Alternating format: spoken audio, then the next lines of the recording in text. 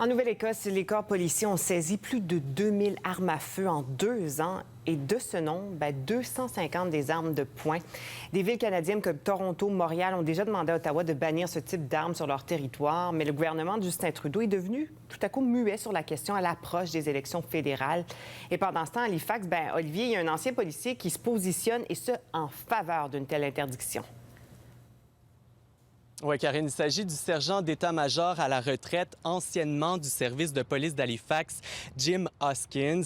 Il dit qu'il est préoccupé par le grand nombre d'armes de poing en circulation et il dit que ces armes-là ont été conçues pour une seule et unique raison, tuer des gens. Donc, pour comprendre un petit peu le portrait de la situation au niveau de la saisie d'armes, je vous présente quelques chiffres fournis par la GRC.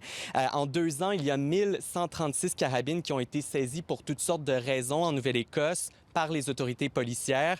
Il y a 720 fusils et exactement 251 armes de poing. Donc, Karine, les armes de poing sont peut-être pas les armes les plus saisies, mais plusieurs sont d'avis que les interdire permettrait de réduire la violence dans les villes. En tout cas, l'ancien policier dont je vous parlais aimerait justement que ces dernières soient bannies, du moins dans les centres urbains. Il dit que ça protégerait ainsi le public et aussi les policiers, mais il admet que ce ne sont pas tous les policiers qui sont d'accord.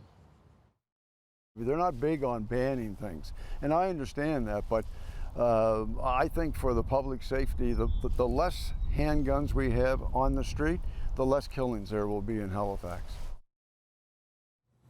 Et vraiment, à travers tout ça, il y a le nombre d'armes de poing saisies. C'est ce qui surprend. Est-ce qu'on sait elles proviennent d'où exactement?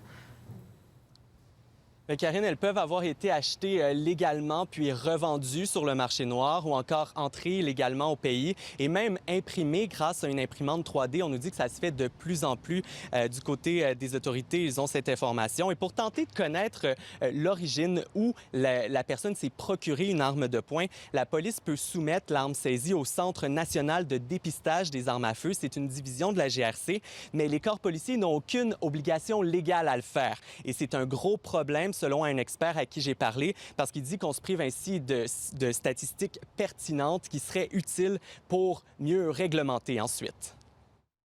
Si on sait que l'essentiel des armes à feu retrouvées sur ces territoires-là proviennent du marché canadien, bien là, à ce moment-là, les autorités canadiennes peuvent mettre des règles en place qui vont contrôler les flux d'armes à feu à l'intérieur du Canada, donc en surveillant, disons, un peu mieux les propriétaires ou ceux qui achètent et perdent à répétition des armes à feu. Donc ça serait une chose. Si les armes viennent du sud de la frontière ou du reste du monde, bien là, à ce moment-là, ça va être plus de faire des meilleurs contrôles aux douanes et aux frontières. Et au sujet de bannir les armes à feu, Karine, dans certaines villes au pays, il faudra être patient parce que le gouvernement Trudeau a dit qu'il ne donnerait pas de réponse avant l'élection d'octobre. Donc, c'est le gouvernement fédéral, bien sûr, qui peut légiférer dans ce cas. Merci beaucoup, Olivier.